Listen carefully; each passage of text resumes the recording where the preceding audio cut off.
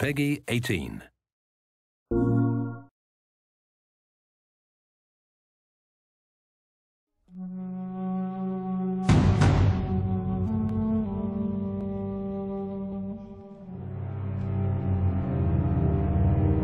Don't make a sound. Quiet. This way.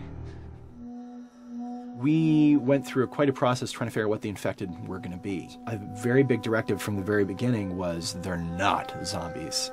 The early inception for it really came from a BBC video we saw called Planet Earth, where they were talking about a cordyceps fungus. As soon as we saw it, we were intrigued by the idea of what if it jumped to humans?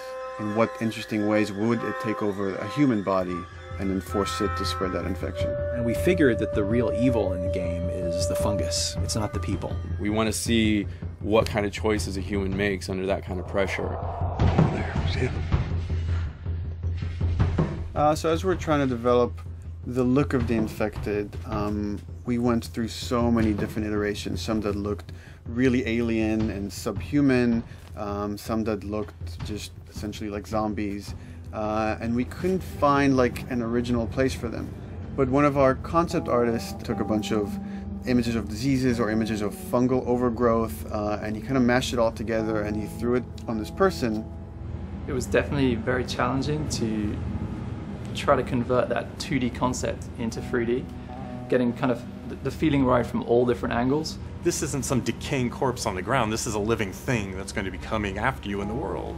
And it seemed so creepy and so unique that right away we gravitated towards it, and it's like, this is our base infected. Everything should kind of come out of this look.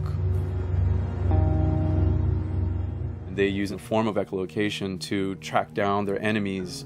Just like bats or even some blind people can see by making a clicking sound. They're like, oh, what if they make this sound and now they can see in the dark? A sound that on its own would be very scary. And then to associate it with something that people in this world are very fearful of, so that as you're exploring an environment, all of a sudden you hear this click and you're seeing everybody just get frightened, just everybody duck, everybody hushes.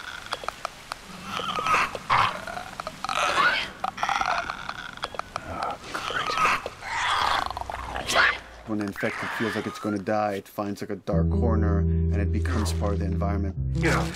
The fungus grows out of there, and if the fungus lingers there long enough, then spores will come out, and if people can breathe those spores, they become infected as well. Pretty much everyone in this world has had one of their loved ones at least become the infected, so they lost someone this way. It's a pretty brutal fate if you know, you're headed down that path. You've got some hard decisions to make. Yeesh. We actually made it. It's called luck. And it's gonna run out.